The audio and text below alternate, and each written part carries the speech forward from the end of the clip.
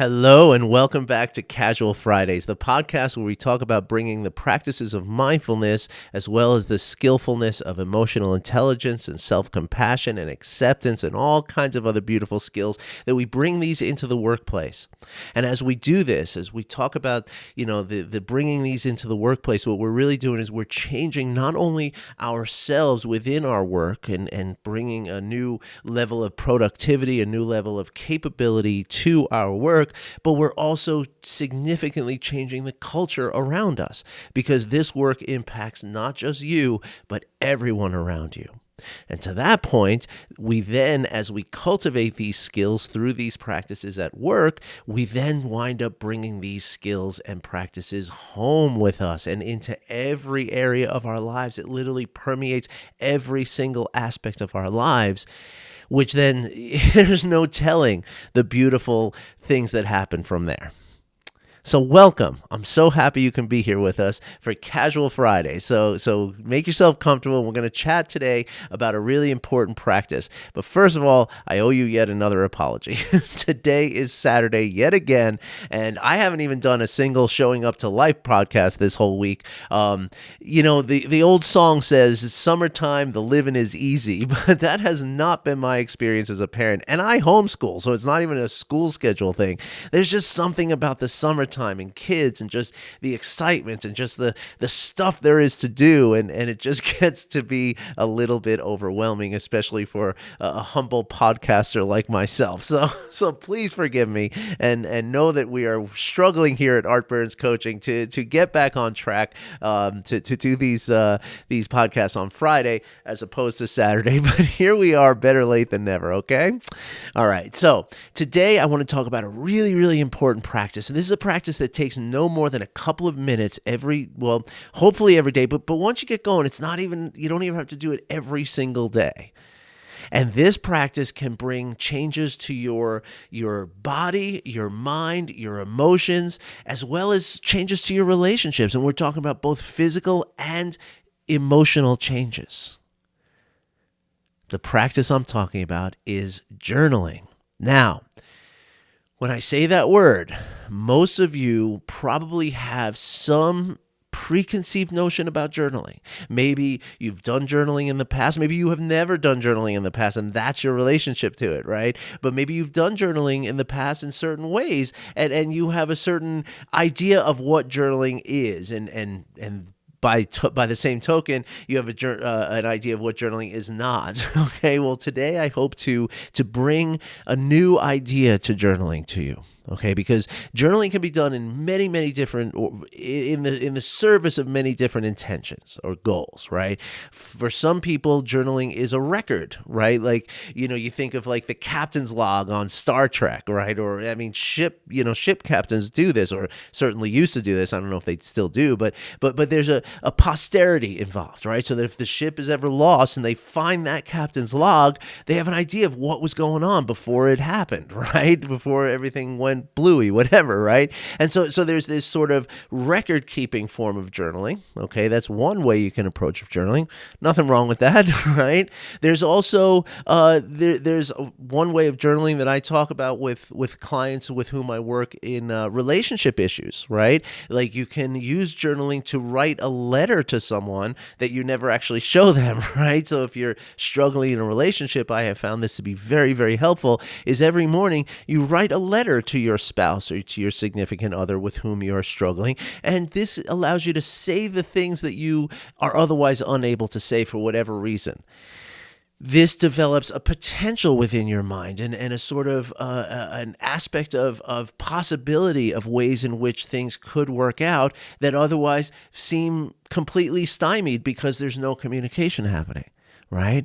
There's also the kind of, journaling that people try to work out specific problems, just writing about, a specific thing that you're struggling with, and you write about it to gain some clarity of it. Now, all of these are very wonderful and valid reasons or valid methods of doing journaling. And there are many, many more. Believe me, I could sit here probably all day. I could sit here and do like a 3-hour podcast just talking about the different ways that you can do journaling, okay? And what these different ways would, what effect they would provide you. But I don't think most people would want to hear that. I don't think most of you would want to sit through a few hours of that kind of stuff. So let me get to the type of journaling that I want to talk to you about today. Now, if you're interested in finding about other types of journaling, I'm here to help. We can talk. But today I want to talk about a very specific way of journaling. And this way of journaling is very specifically promotes not only a physical well-being, and there's lots of science. I'm going to tell you about an amazing scientific study in a second. But this type of journaling brings a physical well-being in terms of your hormones, your heart rate, your emotions, not your emotion, but your blood pressure. All these aspects of your physical state are impacted by this journaling. It also brings it's been shown to bring an emotional well-being, and perhaps most importantly, this kind of journaling promotes integration. Now, integration, what we really mean by this, as I've talked about many times in this and my other podcasts, is integration among the various parts of your brain and your nervous system. However, we could also expand that concept of integration to mean to apply to the integration of us with our experience. Okay, I'm going to do a whole podcast episode on integration at some point, but today we're going to talk about this practice that will promote the integration. Then in a couple of weeks after you've been doing this practice, the information I give you about integration will make that much more sense. Okay, fair enough? Is that a deal? I hope so. So let me tell you about this study, okay, before I even tell you about the practice and how little time you actually really need to spend on this practice to get these wonderful benefits. So there was a study done at a college, I believe it was the University of Iowa, back in like 2003, I want to say. I have to check my notes, which I never do before I do these podcasts, you know that. But if you need that study, let me know. I'll send it to you. The study took a group of there was a control group that didn't do any of the stuff, right? And then there was an active group of the experiment, right? So for both groups, before they started the experiment, they went through an examination, right? So they were examined psychologically, in terms of, a psychologist would ask certain questions to get a feeling of their emotional state, okay? Just how emotionally they were feeling. And then they were given a barrage, an array of tests of, physiological issues, things like blood sugar regulation, so they measured the blood sugar, the sugar in the blood, right? They took heart rate, they took blood pressure, they took all different physiological measurements. Then they assigned the students, half of the students, the active group, the control group just said, okay, just do what you've all been doing. And, or they probably gave them something like, jump up and down for 10 minutes. And that, gives them an idea that they're changing, but not this. Anyway, I don't want to get into how they do the science, but I'll just go off on a tangent. That'll be the rabbit hole for the day. But suffice to say that they have controlled, ways in which they measure all this stuff, right? And so what they asked the active group to do was simply to write about how they are feeling. Okay, not writing about what's going on, not writing about a specific test or a specific event of their life, but which they could include that. But if they write about a specific test, how do you feel about the test? Okay, not the nuts and bolts of it, but the feeling of it, okay? They were asked to write for 2 minutes on 2 consecutive days. Okay, that's it. After those 2 consecutive days, they went through again the evaluation, right? The psychological evaluation as well as the physiological evaluation, and they were shown to improve in all areas. These students, after just 4 minutes of writing about how they feel, over 2 separate days, they reported, better emotional, they performed better on the psychological test. Their bodies were shown to have a better sugar regulation, better heart rate, better, blood pressure, respiratory, everything improved after just 2 minutes on 2 consecutive days. So just imagine what will happen if you do a practice like this. And I'm going to give you a very specific and easy way to do it. So, it's pretty nebulous the way I describe. Just tell me how you feel, right? No, we have a very specific practice I'm going to give you in a minute, but it doesn't take more than 2 or 3 minutes to do. And imagine if you did this every single day, or even just almost every day, right? Because I personally don't journal every single day anymore. I do most days though, okay? And I do recommend, as you're getting into it now, for the next 2 to 4 weeks, commit to doing it every single day. But here's the thing. On a day where you wake up and you feel like, I just can't do this today, I would rather do anything else but journal, okay? On that day, you're simply going to open your journal and take out your pen, and you're going to write a very simple sentence. I am not going to journal today because I don't feel up to it. And that's it. And then close the book. You just journaled, okay? So that's how simple this can be. Now, obviously, doing just that for 30 days, that's not going to do much, okay? Because you need to spend, as I said, about 2 minutes doing this, okay? Where that one sentence only took about 10 seconds to write. But that's fine if if you do like, say, 6 days straight of journaling and then one day you just do that, no problem, okay? So, as we do so here's what I'm going to recommend to you. Okay, it is very helpful to find a specific time of day to do it, and it's also very helpful to have a specific and dedicated book that you're going to use for your journaling. Now, I personally, I invest in this, okay, because this is something that's very special to me, and I've been doing it for a long time now, years now. Okay, I've got like dozens of notebooks like this packed up with words, okay? I spend, $20, $30 on a notebook. It's one of the very few luxuries that I do, and it's very, it's a special thing for me. And what that means is that this is a precious book for me, okay? Which translates into that the process of connecting to myself is precious to me. Okay, you see how that's working? However, there have been times where I couldn't afford a $30 notebook, and I go to Target and I buy a $3 notebook.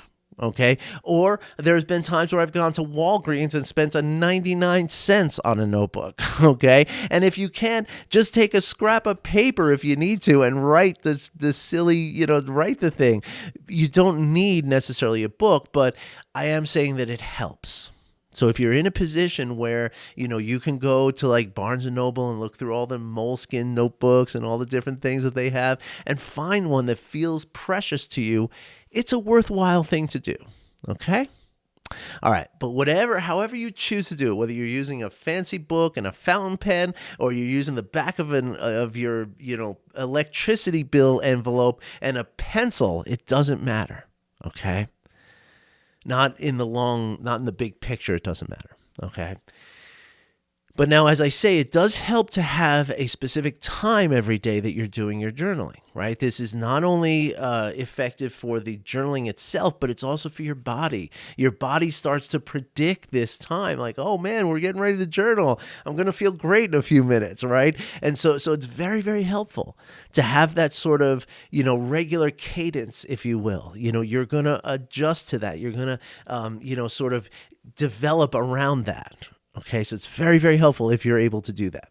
And now, one way that I would suggest doing that, because this is the podcast about bringing these practices to work, okay, what I would suggest is, even if this means getting into work 5 or 10 minutes early, okay, make this the first thing you do as soon as you get in.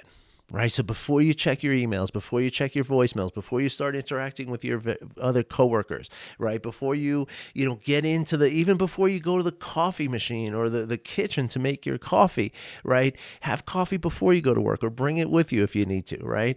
And if your desk is too busy, if it's too loud where you sit in your office where you work, find someplace quiet. Go to some, empty conference room or something. And if you have to, lock yourself in the bathroom stall for 5 minutes and do this work there. It's okay, right? It's worth it because once you get into the rhythm, believe me, you'll find the time to do it. You will be able to find the time to do it. I promise you, and the space, okay?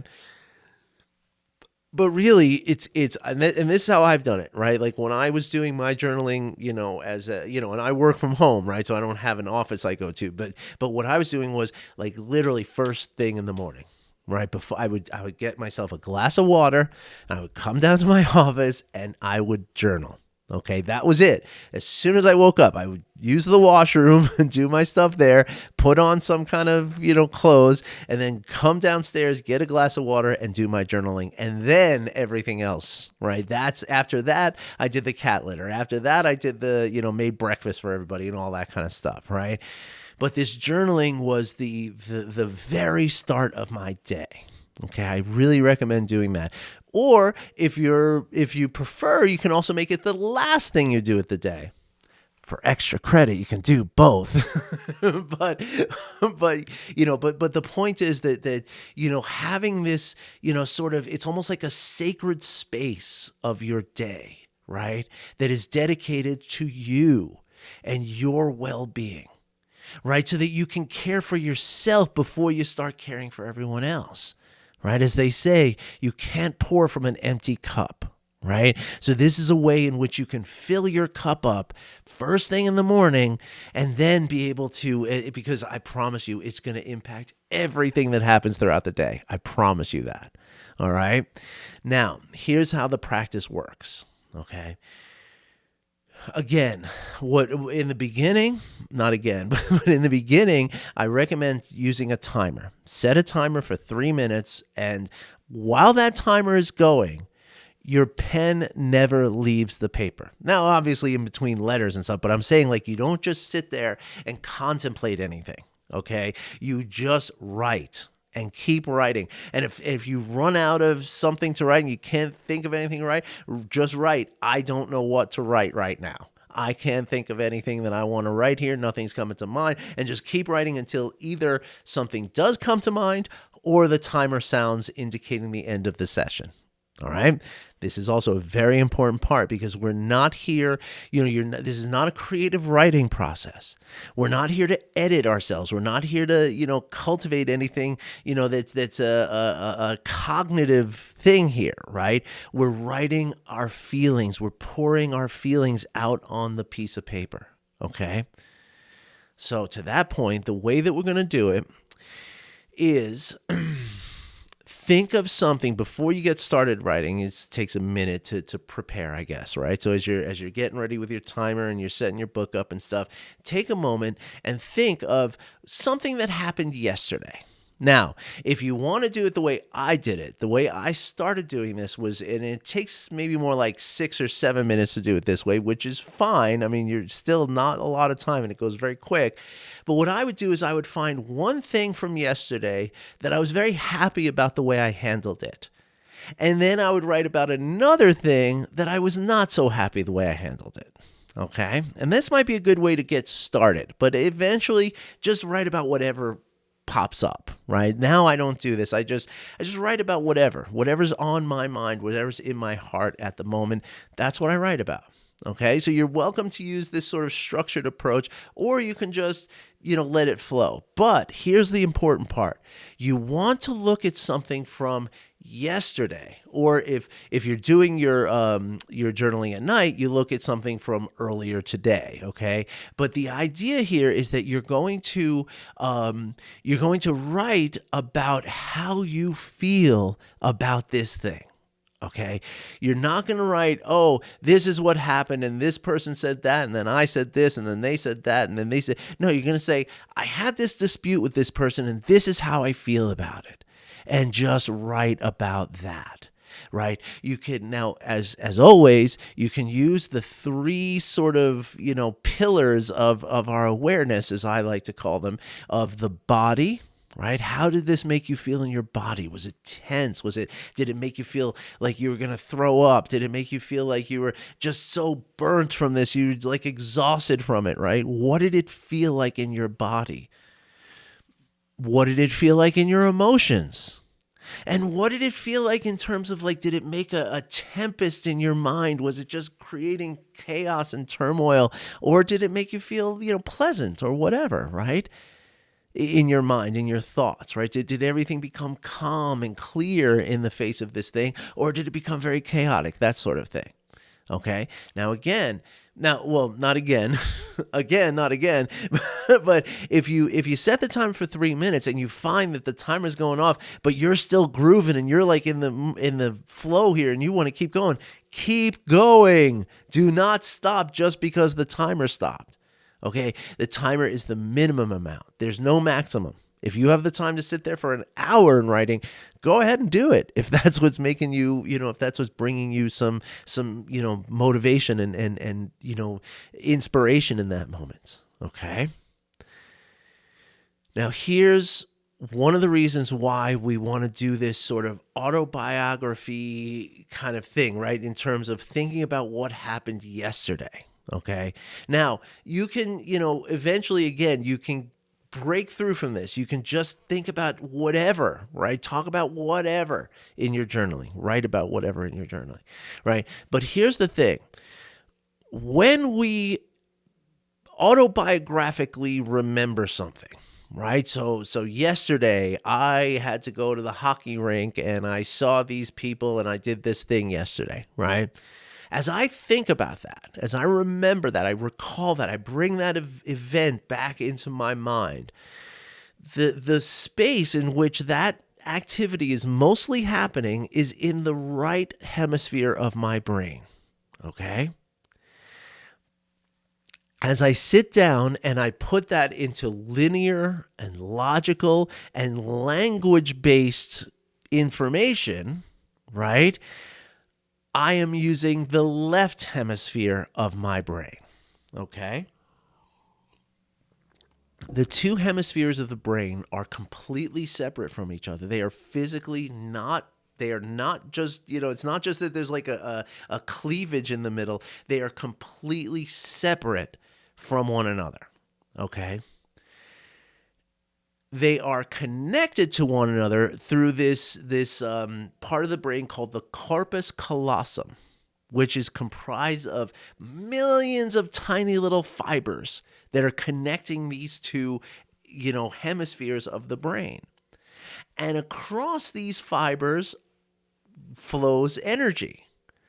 So when I bring up the autobiographical memory of this experience with the right hemisphere of my brain, and then I use the left hemisphere of my brain to write about it and put it into logical and linear and linguistic order, I am sending that information back and forth through the corpus callosum. Now, integration means differentiation and linkage.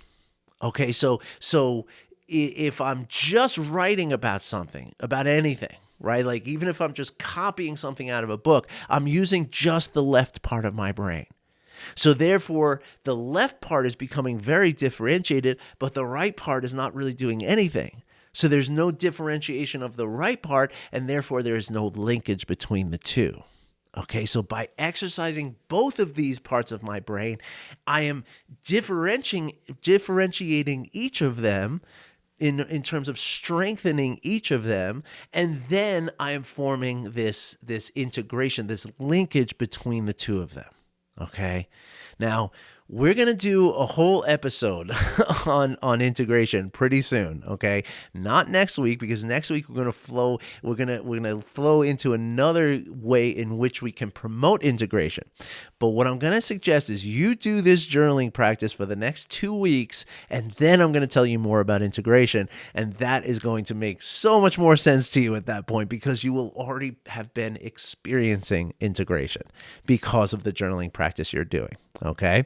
But I promise you that if you do this in the morning at work, and look, that could be the schedule, right? That could be the cadence. It could be just every Monday through Friday or whatever your work schedule is, right? Just each day that you work, you do the journaling first thing in the morning. Now, again, if you need to, you can do it before you leave the house too, right? That's okay, right? But I just think it's a great way to establish your workday. It's a great way to sort of put a stake in the ground and say, okay, this is where I'm starting here, right? Because this is also going to train you to then let go of it when you're not at work. Sometimes we find ourselves, really, constantly struggling with the things. It's constantly thinking about the stuff that's at work, and we don't give ourselves a chance to get out of it. Right? Which is not healthy. It feels like it's some kind of productivity. It feels like, oh my gosh, I guess I'm getting something done here, but you're really not helping yourself with that. So by creating this sort of, again, like this sort of stake in the ground of your morning, as soon as you walk into your office or your workspace, this is the first thing you do. This is going to train your body to say, well, before that first thing I do, I'm not doing anything. So therefore, I don't need to be in my work head while I'm on the train or while I'm getting dressed in the morning, while I'm brushing my teeth. I can release all that.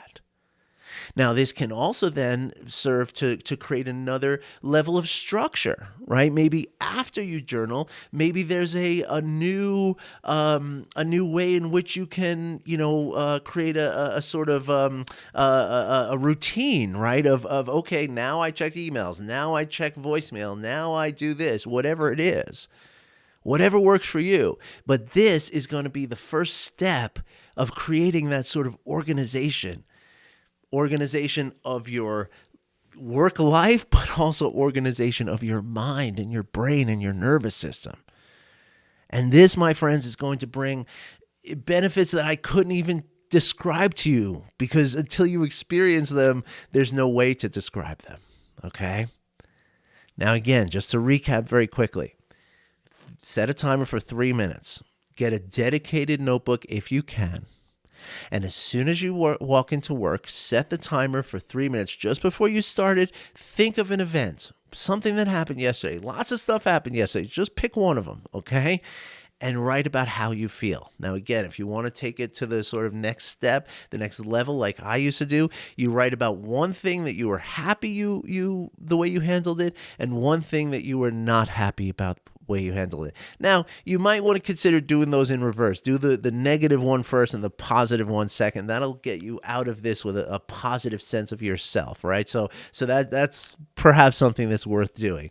But again, you don't have to do it that way, right? You can just write about just any single thing that happened yesterday. Okay, because that's the thing. We're going into our autobiographical memory, and then we're describing it with 3 minutes of just continuous writing. Now, if it's not obvious to you, okay, yes, this is a handwriting practice, okay, exercise.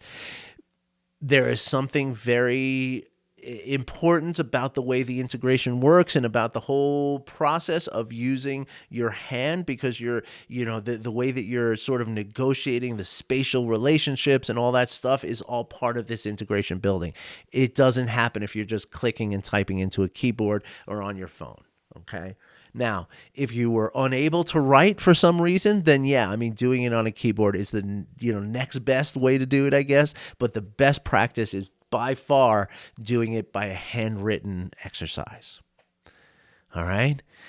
Whew, I hope that makes sense to all of you. I feel like I'm out of breath here because I haven't done a podcast in like 7 days now. I'm out of practice. It's so funny how quickly our bodies acclimate to things, isn't it? But anyway, I will be back soon. I promise you. Okay. I miss doing my Showing Up to Life podcast, and those are coming back too. However, I do notice that if I don't do if I do episodes day after day, technically I don't think people listen to all of them as much, and I find that now with this sort of space in between, more people are listening to each episode. So that's got a little something that I'm trying to work out there. But maybe you could tell me what you think, okay? How do you like this? Would you rather see new content every single day, or would you just want to do once a week? Maybe I have it wrong. I would love to know about how you feel about that. All right, everybody. Either way, I wish you well. I hope you enjoy this journaling practice. I promise you, this is such a game changer on so many ways. For me, the one practice that, if, like they say, you're stuck on a desert island, you can only do one thing, right? You can only bring one record with you, right? If I could only bring one practice with me to the desert island, it would be the journaling practice. Okay. And I do a lot of different practices. So that's saying quite a bit.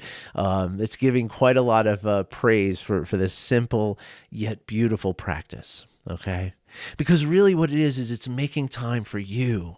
Okay, and it's attending to you and your own experience, and this is going to lead to things like self-love and self-care and ultimately self-compassion, which these are the superpowers of superpowers. All right, everybody. Any questions? Hit me up with an email. Otherwise, let me know what you think. Please like, share, just subscribe, do all the different things to help us elevate the algorithm and all that. And I wish you well. Thanks again for listening. Thanks again for watching. I'll be back soon. Take care.